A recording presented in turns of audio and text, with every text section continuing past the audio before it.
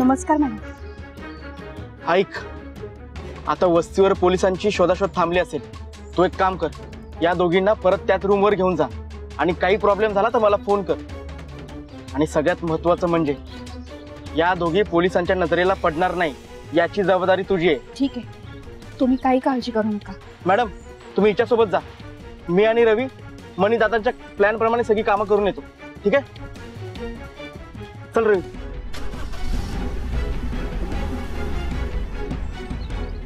इथून पुढे जे होणार ते सगळं कठीण आहे. देव करो आणि सगळं ठरल्याप्रमाणे हो. मॅडम, तुम्ही काही काळजी करू नका. देव चांगल्या माणसांबरोबर चांगलंच करा. चला आपण निघूया.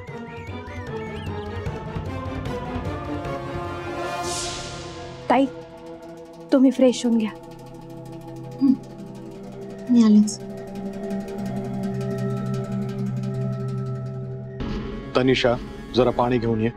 हो काका.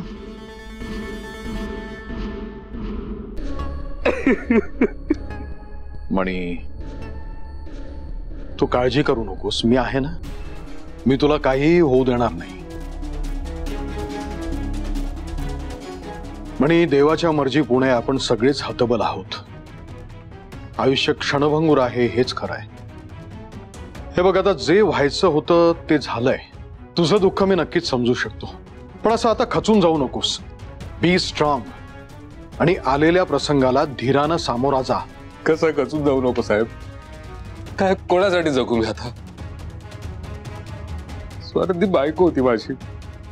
इतक्या वर्षानंतर मला माझी आई सापडली, भेटली.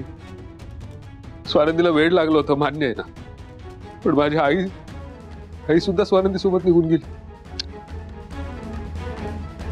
मला त्या दोघींचा राग आला हेही मान्य आहे, पण त्या दोघींचा शेवट असा व्हावा असं नव्हतं वाटलं कधी. जगायचीच इच्छा नाही राहिली माझी आता. नाही म्हणे, मला तुझं दुःख कळतंय बाळा. नाही साहेब, स्वानंदी, माझी आई, मला आम्ही स्वर्गात असल्यासारखं वाटायचं. सगळं छान चाललं होतं आमचं. आता या क्षणाला माझी फक्त देवाकडे एवढीच प्रार्थना आहे की मला या क्षणाला मरण यावं. म्हणी,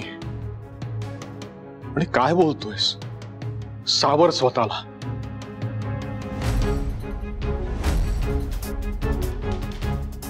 कोणाच्याही जाण्यानं जग थांबत नाही. देवानं आपल्याला जेवढं आयुष्य दिलं ना ते आपल्याला जगावंच लागतं. आणि मला माहितीये की तुझ्या आयुष्यात त्या दोघींची जागा कोणीही घेऊ शकत नाही.